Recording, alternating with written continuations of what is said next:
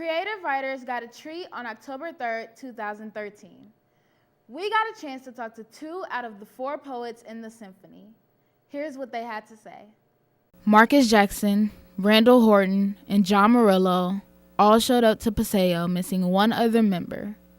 They reunited, seeing as how they all come from different places.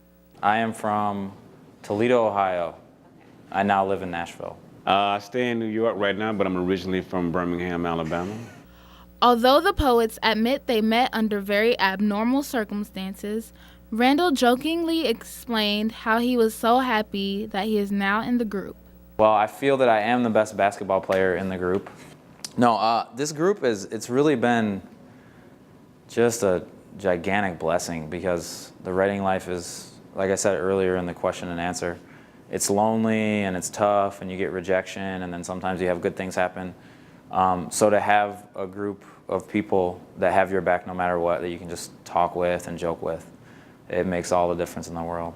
The poets went on to explain their different styles. People always ask me, what is your writing style? I mean, I like to think I'm in a state of becoming, so I don't necessarily I'm one style of writer, but I do like, I like all styles. I like narrative, I like a little abstract, I like a little avant-garde, I like blues poets, people who experiment with jazz. So I'm sort of all over the place, you know.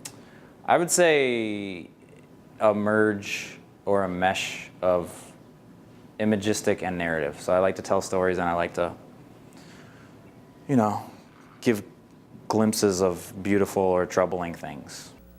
The men then went on to explain the main influences for themselves. I will say that when I first started writing, those were some of the themes that I sort of wrote about because they were sort of easily to sort of recall.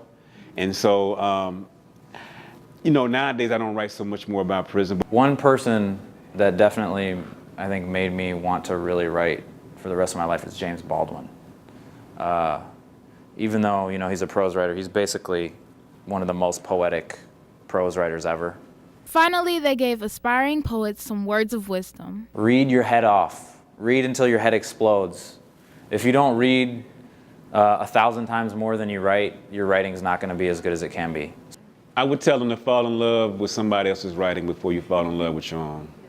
Dwayne Betts was not able to be consciously recorded, but he did give some feedback to the students during the question and answer. Thanks to the symphony for coming to Paseo.